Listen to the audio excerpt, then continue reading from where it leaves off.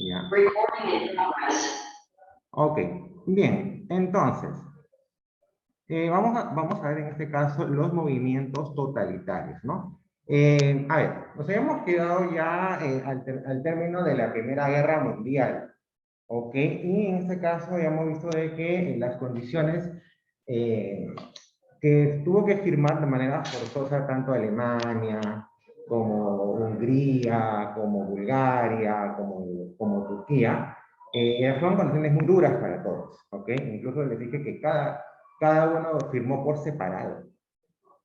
Y dentro de todo, de alguna manera, haciendo sumas y restas, en este caso, Alemania termina siendo la mayor perjudicada, ¿ok? Termina siendo la mayor perjudicada. Ya, entonces, entonces, ya, dentro de algunos países de Europa, se vino gestando corrientes nacionalistas, ¿ok? Ya, cuando hablamos de corrientes nacionalistas, ya en algunos casos, hablamos de movimientos que reivindican lo propio, lo originario de un país, ¿ok?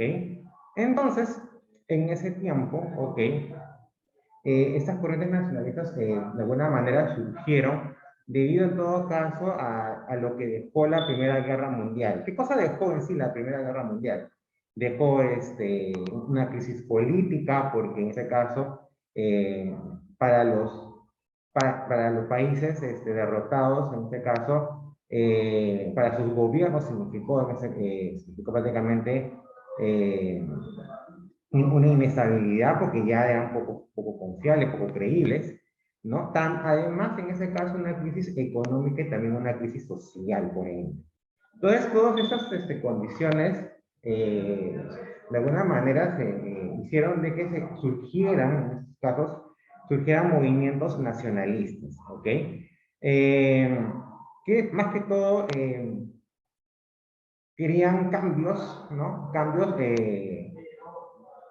podemos decir radicales, ya en el sentido de que querían cambios profundos, ¿ok? Y estos cambios de alguna manera como dice la lectura, sí, van a definir el curso de la historia no solamente de Europa, sino también del mundo, ¿ok? Entonces, ¿cómo era en sí la situación, en este caso, de las grandes potencias europeas al término, en este caso, europeas y estadounidenses, al término de la Primera Guerra Mundial? En el caso de Reino Unido, de Gran Bretaña, atraviesa una crisis política, ¿no? Por ejemplo, en este caso, a Gran Bretaña le surge, ya, de una manera, eh, casi, bueno, prácticamente en el momento, le surge la independencia de Irlanda. ¿Ok? A ver, vamos un poco para que ustedes se ubiquen dónde queda Irlanda. Ya, a ver.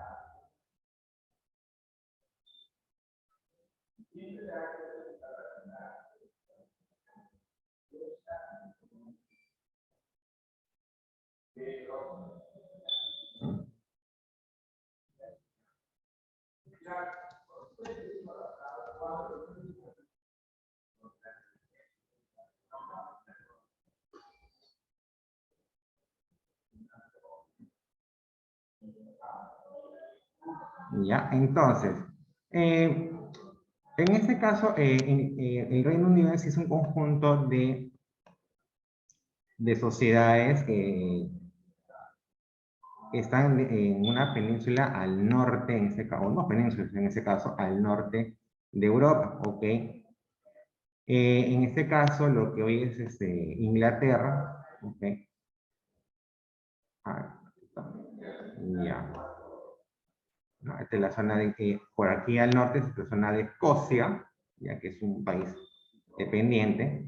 Inglaterra, que es otro, también está Gales, ¿ok? Y aquí al costadito, en este caso, está Irlanda. Ahora, son dos Irlandas en realidad. Una que aún sigue, se mantiene todavía bajo el Reino Unido, que es Irlanda del Norte, ¿ok? Pero la otra Irlanda es la que se independiza, ¿ok? Justamente que en estos tiempos se termina independizando, ¿ok? Cuya capital en este caso es Dublín, o Dublín. ¿Ya? Entonces, en este caso, el Reino Unido tuvo que afrontar, en este caso, el deseo independentista de Irlanda, que inició una lucha de guerrillas en 1919, desembocando con la firma del Tratado de Londres el 6 de diciembre de 1921, que reconocía en ese caso la formación del Estado Libre de Irlanda. En cuanto al aspecto interno, la sociedad británica se halla convulsionada por los continuos paros y luchas protagonizados por los sindicatos de obreros. En el caso de Estados Unidos, por su lado, se mantuvo una actitud aislacionista frente a los problemas europeos. Ya no se metió mucho en ese momento frente al contexto que sufría Europa, ¿no? Para ellos, la idea era mantener la paz a través de la sociedad de naciones que termina fracasando, ¿no? Ya que se origina en este caso en la Segunda Guerra Mundial. En el caso de Japón, consolidó su posición de poder en Asia e intentó, en este caso, expandirse territorialmente. En cuanto a Rusia, se consolidaba el socialismo que hemos visto en la sesión anterior, ¿no? Ya durante las décadas del año 20 y de los 30 también. En cuanto a Italia, uno de los países vencedores de la Primera Guerra Mundial, no había alcanzado grandes compensaciones, ni económicas ni territoriales. A ello se suma en este caso el endeudamiento económico y su baja producción industrial, así como los continuos paros y huelgas de obreros que hacían inestable al país. En cuanto a los factores de surgimiento y desarrollo del fascismo italiano, entre las causas que explican el movimiento político fascista, tenemos la siguiente. Primero, un fracaso del modelo liberal y burgués en Italia. ¿Okay? En este caso, la economía de mercado, pues, en momentos de una crisis económica, cuyo factor fue, en este caso, el término de la Primera Guerra Mundial, y en este caso para Italia le fue peor porque no tuvo muchas, como decimos, no tuvo muchas compensaciones económicas, o sea, no tuvo muchos ingresos económicos luego de la Primera Guerra Mundial. Es más, tuvo en este caso que pagar deudas debido en este caso a los costos que resultó el movimiento de tropas, de armamento y todo lo demás.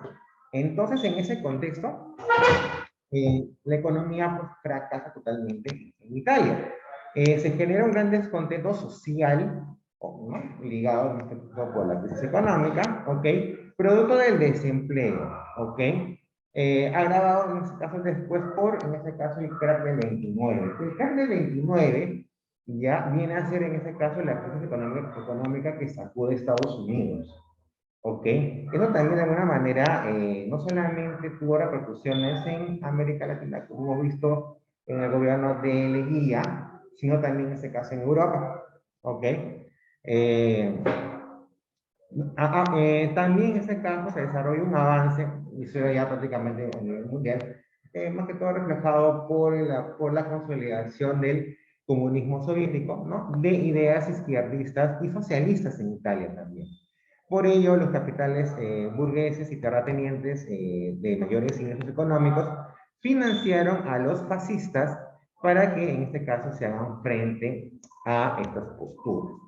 Y en este contexto de resentimiento social y crisis generalizada, se engendra en este caso el movimiento escuadrista, que era un grupo de paramilitares que operaron entre los años de 1919 a 1924. ¿Okay? ¿Cuál es el concepto de un paramilitar? ¿Okay? Entonces, son cosas que por ahí no logramos entender de manera concreta. El paramilitar en este caso es aquel que ejecuta acciones acciones no oficiales, por ejemplo, en este caso, hacer seguimiento a un opositor político, ya, eso es como una acción paramilitar, y que también incluye en este caso muerte, ¿ok? Entonces, y no solamente eso se genera en Italia, pero en este caso también estas figuras han sucedido en América Latina. Bueno, uno de los casos más más evidente fue en este caso durante la historia colombiana, y también en el Perú, en este caso con el grupo Colina, durante la época de Fujimori. ¿Ok? Estas escuadras realizaban sus actos punitivos especialmente contra partidos de izquierda, sindicatos y grupos culturales progresistas. O sea, todo aquel en este caso que generaba o en este caso cultivaba ideas distintas, en este caso a las ideas dominantes del contexto italiano. Durante la década del 20, la mayoría de los estados europeos poseía por lo menos un aparato externo de la democracia. La tendencia se llegó a invertir a partir de la crisis mundial del 29. En 1939, solo 11 de 27 países europeos seguían, en este caso, siendo democráticos. La URSS, la Unión de Repúblicas Socialistas Soviéticas, se hallaba bajo la dictadura del proletariado y los demás países tenían regímenes más o menos fascistas. ¿Okay? En cuanto a las características, ¿cuáles son las características que de alguna manera resaltan en un fascista o en el movimiento fascista italiano? Primero, en este caso, lo que corresponde al totalitarismo y al autoritarismo. ¿Qué significa en ese caso? Es una idea donde el Estado controlaría la vida económica, social, política e ideológica de un país. O sea, el Estado te establece qué cosas tienes que, o sea, cuál es cómo va a ser tu economía, cómo se va a desarrollar las relaciones sociales, en este caso, y también establece pensamientos políticos e ideológicos. ¿Ok? Entonces, aquí no hay libertades individuales, como vemos. ¿Ya? Y todo esto a través de la figura de un caudillo o un dictador, con poderes ilimitados, y donde las libertades individuales y los partidos políticos estarían prohibidos. En un discurso de 1929, Mussolini proclama: todo en el Estado, nada contra el Estado, nada fuera del Estado. En cuanto al caudillismo, es en sí el culto a un líder, único personaje que es capaz de llevar adelante los destinos de un país, y en este caso, los destinos de Italia, ¿no? En sí, en este caso, el caudillo, el personaje principal, fue Benito Mussolini, ¿no? Que en este caso, bueno, nació en 1883 y murió en 1945. Y fue denominado el Duce, ¿no? El caudillo, ¿ok? Que tampoco, como les digo, no es algo exclusivo del fascismo italiano. Por ejemplo, aquí en Perú hemos tenido múltiples caudillos, ¿no? Después del término de la época de la lucha por la independencia, en este caso, cuando empezó la vida republicana, hemos tenido un sinfín de caudillos: Gamarra, Salaverry, Orbegoso, Castilla mismo, Echenique, todos esos son caudillos. O sea, acá el caudillo fue, en ese caso, era el líder. Y en el caso peruano también. Eran, en este caso, líderes, ya, que generaban toda una corriente, y en el cual, en este caso, ellos tenían la solución para salvar el país. Esa era la consigna. ¿Ok? Entonces, el caudillismo, en este caso, pero aquí el caudillismo se usó para poder, en este caso, venerar la imagen de un solo líder de este movimiento que fue Benito Mussolini. Un exacerbado nacionalismo y chauvinismo. En el caso italiano se exaltaba en este caso la grandeza del antiguo imperio romano, ¿no? Y todas sus virtudes, así como su tradición, su historia y la cultura de Italia, ¿no? En este caso, el sentimiento nacionalista se utiliza más que todo para poder, en este caso, unir a un país, porque esa es la idea, que todos estén unidos bajo una sola idea. Entonces, por eso se exacerbaba el nacionalismo. El imperialismo, ¿por qué tenía características imperialistas el fascismo italiano? La burguesía, en este caso, aquellos personajes acaudalados, ya que obtenían en ese momento tenían los mejores ingresos, ok, ya estaba decidida, apoyó de una manera decidida al movimiento fascista. Lo hizo porque uno de los componentes ideológicos es en este caso su afán expansionista, es decir, salir de las fronteras naturales de Italia y poder conquistar otras naciones y otros territorios. También en este caso el fascismo tuvo su componente anticomunista y antiliberalista, o sea, rechazaba las dos tendencias por más diferentes que fueran, ¿ya? El corporativismo, porque en este caso la idea para la cual la sociedad era concebida como un solo cuerpo, ¿ok? Donde empresarios, trabajadores y gobiernos decidían de manera conjunta, entre comillas, la política a seguir. Con esto se rechazaba la idea de, en este caso, la lucha de clases que era propia del marxismo y vimos en su oportunidad. ¿Ok? No, yo entre comillas porque en realidad los trabajadores no decían nada, ¿no? Lo que decían era el Duce y en este caso los que lo apoyaban económicamente. ¿Cómo se desarrolló el fascismo en Italia y cómo llegó a tomar el poder Benito Mussolini? ¿Ok? Vamos a explicar. Los siguientes hechos ya nos ayudarán a entender la llegada de Benito Mussolini al poder italiano. ¿Ya? ¿Ya? Mussolini en este caso en el año 19 funda su diario Il Popolo de Italia, que es y los espacios de combate. Mussolini fracasa en las elecciones de 1919, ya que no fue elegido en ese momento ningún candidato fascista. Y en las elecciones del 21 fueron elegidos solamente 35 diputados. Uno de ellos fue en este caso Mussolini. El Duce funda el Partido Nacional Fascista el 27 de noviembre de ese año. Mussolini transformó los fascitaliani di combattimento en un solo partido.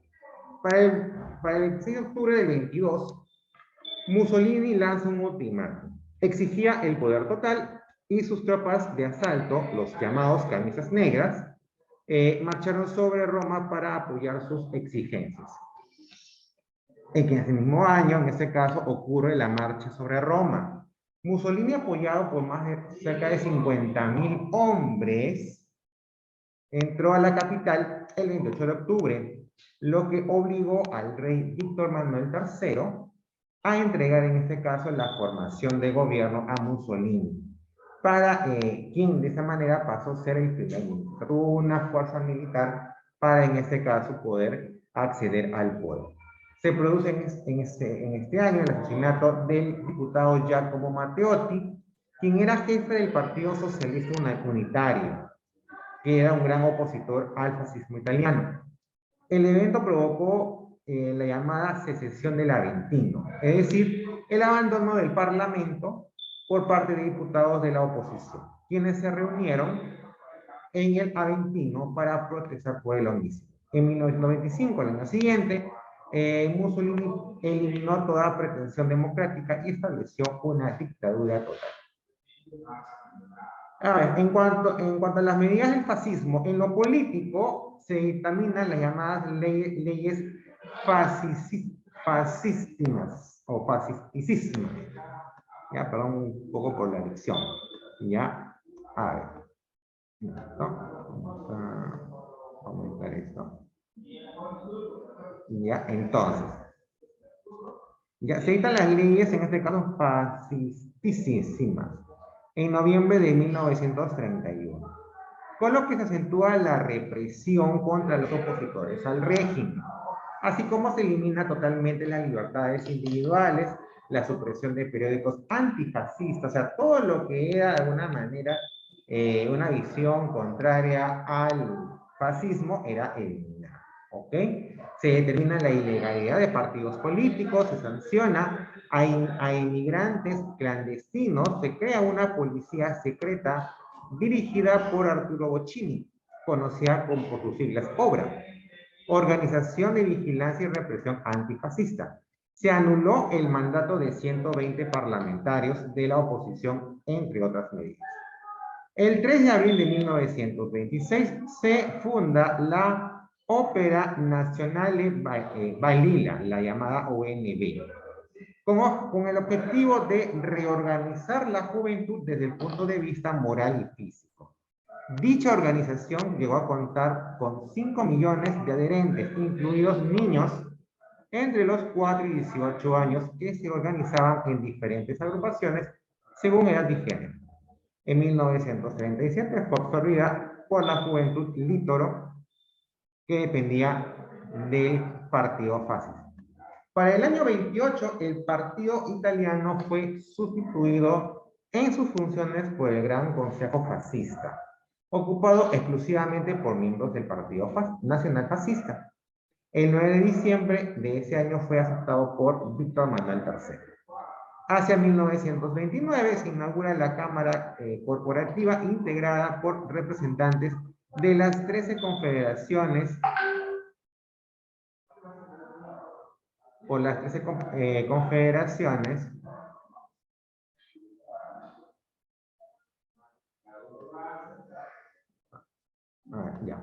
de patronos y obreros, así como en este caso por otros 23 organismos de importancia nacional. En cuanto a lo económico, se propuso para que toda la vida del país esté controlado desde el Estado, apoyando así el crecimiento de la empresa privada. El fascismo italiano centró su interés en multiplicar la producción y por ello llevó a cabo en este caso la llamada batalla del trigo. Con ello se aumenta la producción, se logra el autoabastecimiento y se reducen las importaciones. Esto trajo consigo el uso de nuevas tierras y el abandono de otros cultivos y productos. En este caso fue un fracaso. En la batalla de Lira consistió en revaluar la moneda italiana, la lira, pero su cotización excesivamente alta produjo la competitividad de productos italianos en el exterior y quebró en este caso a las pequeñas empresas italianas, generando así un gran malestar social. La batalla de los nacimientos, con esto logró que 60 millones de habitantes, con eso en ese caso Italia logró que en ese caso llegara a unos 60 millones de habitantes. El objetivo en este caso era lograr la fuerza humana necesaria para, en este caso, desarrollar y, en este caso, lograr el expansionismo italiano. En cuanto a la política exterior, en el 23 de ese año, se apodera de la isla griega Corfú. Llega a concretar una posición estratégica para ingresar al mar Adriático. Dicha ocupación dura muy poco. En marzo, Italia recibe en la ciudad de Fiume por parte de Yugoslavia. En el año 29, Mussolini y el Papa Pío XII firman el Tratado de Letrán. Con esto se reconoce el Estado del Vaticano y el Papa como la máxima autoridad de la misma. Y el catolicismo fue nombrado religión oficial de Italia. Con esto se pone fin a la llamada cuestión romana. En octubre, Italia invade Abisinia, lo que hoy es Etiopía en el África. Tras la captura y control de la capital Abisinia, Mussolini declaró la existencia del Imperio Italiano en 1936. En abril de ese año, Italia se adhiere al pacto anticominter junto a Alemania y Japón. Ya lo que posteriormente vamos a ver es en este caso el inicio de la Segunda Guerra Mundial. ¿Ok? En sí, en este caso, si podemos tener una idea de lo que es el fascismo, ya, es un término genérico, ¿no? En este caso, con el cual, durante el periodo de entreguerras, es un fenómeno representado por movimientos paramilitares, y en este caso por los regímenes de partido único, que construyeron, en este caso, tanto Italia, pero también en este caso se desarrolla un sistema muy similar en España y en Alemania, que posteriormente vamos a ver también a cada uno de ellos. Movimientos y regímenes con características típicas del fascismo europeo, ¿no? Un encuadramiento militar, un culto al líder, el saludo romano, los símbolos y los ritos colectivos. Estos también surgieron en América Latina, ¿no? Y en el Extremo Oriente. Por ello, en este caso, el espacio que transcurre entre la Primera y Segunda Guerra Mundial se conoce como la época del fascismo. La palabra en sí, fascismo, era una novedad en el vocabulario político. Apareció por primera vez en Italia, como hemos visto, justo después del término de la Primera Guerra Mundial. Mussolini, un ex socialista revolucionario convertido al nacionalismo, a finales de 1922 pudo conquistar, como hemos visto, el poder en Italia, encabezando así el partido milicia, el Partido Nazionale Fascista. El fascismo italiano tenía una ideología nacionalista, antimarxista, antiliberal y antidemocrática. Se habían puesto, gracias a la violencia de sus escuadras armadas, ¿no? El fenómeno del escuadrismo, que destruyeron las organizaciones del proletariado para dar apoyo a la industria, a la burguesía industrial y agraria. ¿Ok? Entonces, en sí, en este caso, el fascismo en este caso es más que todo un, si bien es un movimiento, surgió en Italia, ¿ok? Y posterior, con ribetes muy similares a lo que fue el nazismo y el franquismo, esto en Alemania y España respectivamente, pero en sí en este caso fue un término que se popularizó, ¿ok? O sea, Italia de alguna manera fue el que lo llevó a cabo, entonces fue un término genérico para poder denominar a todo régimen, ¿no? Que tengan que se posicione más que todo en lo militar y que en este caso tenga características como hemos visto, ¿no? El culto al líder, ¿ok? Ya la anulación de cualquier tipo de oposición, ya sea política, ideológica, ¿no? Con persecución a enemigos políticos. Bueno, pues hasta aquí en este caso la primera parte ya de historia universal. ¿Ok? En 5 minutos nos volvemos a conectar para poder revisar lo de historia del Perú. ¿Ok? Nos vemos. Chau, chau.